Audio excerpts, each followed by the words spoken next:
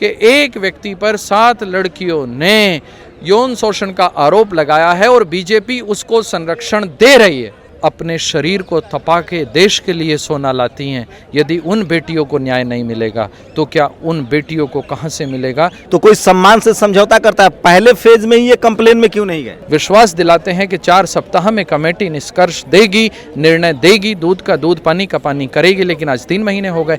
अब यदि विश्वास भी ना करें तो एक बार इन्होंने विश्वास किया, अब इनके साथ विश्वासघात हो गया। जो अंतर्राष्ट्रीय स्तर पर देश का नाम रोशन करते हैं, इनको यौन शोषण के आरोप होने के बाद ये आरोप लगाते हैं, एफआईआर तक नहीं होती। National champion, Asian champion, gold medalist लोग जो हैं वो धरने पर बैठे हैं। हाल के दिनों में ये दूसरी बार हो रहा है। मेरे कैमरामैन आपको दिखाते हैं, ये देखिए किस तरह से टीवी अखबार वाले ने बैरिकेड लगा रखा है और 3 बड़े प्लेयर हैं धरने पर हैं और अपने ही फेडरेशन के प्रेसिडेंट के खिलाफ उन्होंने 7 प्लेयरों ने हैरेसमेंट का केस किया है। मेरे साथ एक किसान नेता भी हैं। क्या ये लोग किसानों के बच्चे हैं इसलिए सुनवाई नहीं हो रही है? निश्चित रूप से ये देश के आम परिवारों के बच्चे हैं। ये देश के उन परिवारों के बच्चे हैं जिनको ये सरकार 5 किलो अनाज देकर बहकाना चाहती है। लेकिन सरकार को इतना याद रखना चाहिए कि 1 नहीं, 2 नहीं, 7 बेटियां इस देश में यौन शोषण का आरोप लगाती हैं और वो आरोपी आज़ाद है, एफआईआर तक भी नहीं होती। अब ये लड़ाई आधी आबादी की है। लेकिन आप लोग राजनीति कर रहे हैं। मोदी जी तो इन लोगों से मिले थे, इन्होंने कहा था कि आप मेरी बेटी हो। ये जो फोगाट से मिले भी थे मोदी जी। आप लोग राजनीति कर रहे हैं ये खिलाड़ियों को आगे करके। हाँ, हम लोग खिलाड़ियों को बिल्कुल आगे नहीं कर रहे हैं और इस दुनिया में कोई ऐसा व्यक्ति नहीं है कि जो यौन शोषण का आरोप झूठा लगाए। 1 नहीं, 2 नहीं, मैं फिर कह रहा हूँ शंभू जी, 7 बेटियाँ यौन शोषण का, इस देश की 7 बेटियाँ, इनके साथ, इनकी भावनाओं के साथ आप ये समझिएगा कि जो बेटियाँ मिट्टी में अपने शरीर को तपा के देश के लिए सोना लाती हैं, यदि उन बेटियों को न्याय नहीं मिलेगा तो क्या उन बेटियों को कहां से मिलेगा? जो गांव, गरीब, किसान, मजदूर आखिरी मुहाने पर बैठी है, जो आज हर उस बेटी के मन में डर है, आज हर उस बेटी के मन में संकोच है जो अपने घर से निकलकर ऑफिस। लेकिन बात है कि पहले फेज में लोग आए थे, उस समय इन्होंने कंप्लेन दर्ज नहीं कराया, सरकार से डायलॉग में गए, बातचीत हुई। लोग कह रहे हैं, आम परसेप्शन बन गया है। मैं देख रहा हूं, मैं मुंबई से अभी आया हूं, वहां लोगों से बात की। लोग कह रहे हैं कि ये लोग बार्गेन कर रहे हैं, क्योंकि बात नहीं बनी है तो ये फिर पुलिस के पास जा रहे हैं। अगर ऐसा कुछ था तो कोई सम्मान से समझौता करता है, पहले फेज में ही ये कंप्लेन में क्यों नहीं गए? नहीं, इस तरह के एक पब्लिक परसेप्शन बनाया जा रहा है। होता क्या है, हर आदमी सबसे पहले सॉफ्ट कॉर्नर का जरिया ढूंढता है। सरकार ने इनसे वार्ता की, जब ये पहले दिन आए तो सरकार ने वार्ता की और सरकार ने कहा कि हम एक कमेटी बनाते हैं। कमेटी पे आप विश्वास करिएगा। अब यदि देश में, लोकतांत्रिक देश में जो सरकार चुनी गई है, उसके जिम्मेदार लोग, मंत्री पद पर बैठे लोग विश्वास दिलाते हैं कि 4 सप्ताह में कमेटी निष्कर्ष देगी, निर्णय देगी, दूध का दूध पानी का पानी करेगी, लेकिन आज 3 महीने हो गए। अब यदि विश्वास भी ना करें, भाई वोट देना भी तो एक विश्वास है लोकतंत्र में। विश्वास किया कि ये आदमी महंगाई कम करेगा, लेकिन उस आदमी ने नहीं किया, क्या करें? तो एक बार इन्होंने विश्वास किया, अब इनके साथ विश्वासघात हो गया। अब लेकिन ये अपने हक के लिए, अपने अस्मिता को बचाने के लिए सड़कों पर हैं। और मैं फिर कह रहा हूं, ये देश की आधी आबादी की लड़ाई है।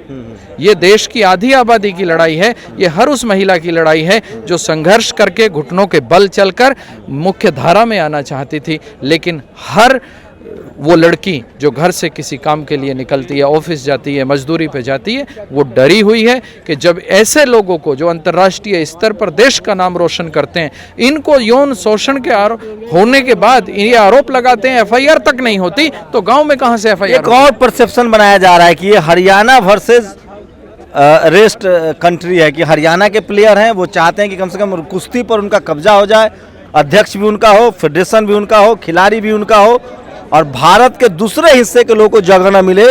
और जो ब्रजभूषण है वो कोशिश कर रहे थे कि इसका एक्सपेंशन हो। शंभू भाई, हम और आप एक साथ बहुत लंबे समय से वार्ता करते रहते हैं। ऐसा एक संघर्ष बताइए जिस संघर्ष पर इस सरकार ने आरोप न लगाए हो। हम किसान हैं, आपने 14 महीने हमारे आंदोलन को कवर किया, हमें खालिस्तानी बताया था, हमें आतंकवादी बताया था और हमें यहाँ तक कहा था कि ये 2-4 जिलों के किसान हैं, 2-4 जिलों के किसान बताया था और यहाँ तक मुट्ठी भर किसान बताया था हमको। आपको याद होगा कि मुट्ठी भर किसान बैठे हैं सड़कों पे, लेकिन उन मुट्ठी भर किसानों से ही विज्ञान भवन में बुला के बार बार वार्ता करते थे। तो इनकी कथनी और करनी में धरती आसमान का फर्क है। ये कहते क्या है, नैरेटिव तो ये बनाते हैं। आप जैसे लोग ही तो सच की आवाज उठा रहे हैं, कम से कम सोशल मीडिया उठा रहा है। गोदी मीडिया तो नैरेटिव का हिस्सा है। मैं तो गोदी मीडिया नहीं, उसको कहता हूँ लाउड स्पीकर। मतलब जो सरकार आवाज बोलती है उसे वो ऊंची करके पूरे देश में पहुंचाता है, वो तो लाउड स्पीकर है आज। लेकिन खिलाड़ियों ने अपनी विश्वसनीयता खतरे में डाल ली है। देखिए, बात जो है वो करनी चाहिए। जिस तरह से उन्होंने पिछली बार पॉलिटिकल पार्टियों को टारगेट किया खिलाड़ियों ने कि हमारे मंच पर कोई नहीं आए, हमारा घर का मामला है, ये हमारी पार्टी है, तो इससे कहीं ना कहीं लोगों को लगा कि जब इनका घर का मामला है तो इनको छोड़ दीजिए। निश्चित रूप से कहीं ना कहीं हर आदमी ये कोशिश करता है कि कुछ बातों को एक दायरे में समेट लिया जाए, लेकिन आप इन बच्चों के ऊपर तो सवाल उठा रहे हैं, लेकिन उस बादशाह पे सवाल नहीं उठा रहे हैं। दूसरी, इसका एक पहलू और भी है कि इन बच्चों ने जो देश के लिए संघर्ष कर रहे थे, गोल्ड मेडल ला रहे थे, उन्होंने देश के मुखिया पर विश्वास कर लिया। इतने ही तो दोषी हैं, लेकिन उस आदमी से क्यों सवाल नहीं पूछते हो जो देश के गोल्ड मेडल लाने वाले बच्चों के साथ विश्वासघात कर रहा है। तो आपको क्या लग रहा है कि मोदी जी, पूरा सुनिए 4 सप्ताह का वादा किया था इन्होंने रिपोर्ट पेश करने का, क्यों नहीं की?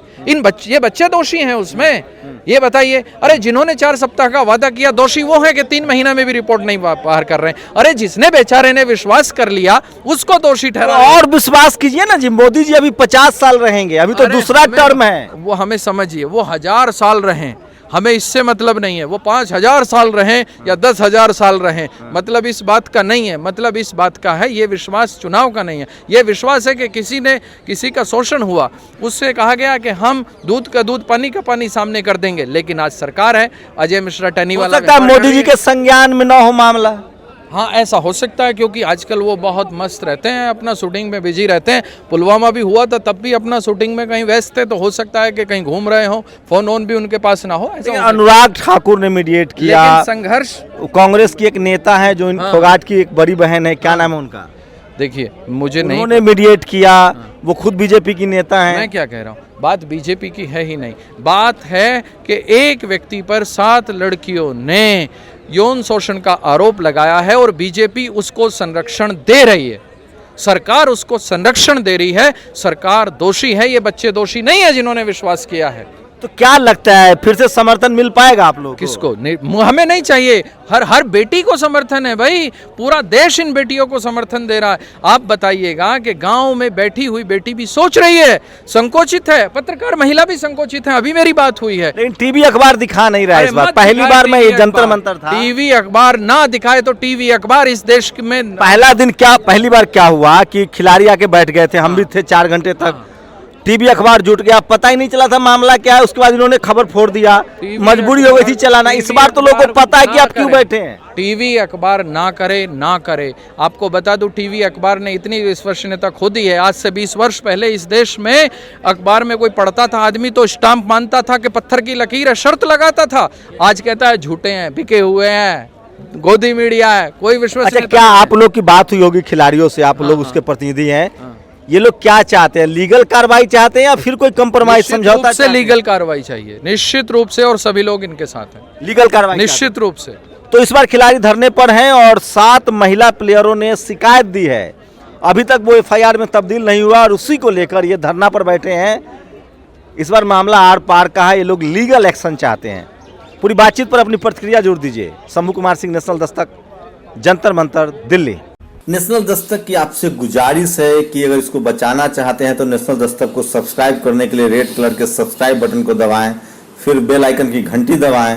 नेशनल दस्तक को बचाने के लिए बहुत जरूरी है कि हर खबर को शेयर करें, लाइक करें, कमेंट जरूर करें।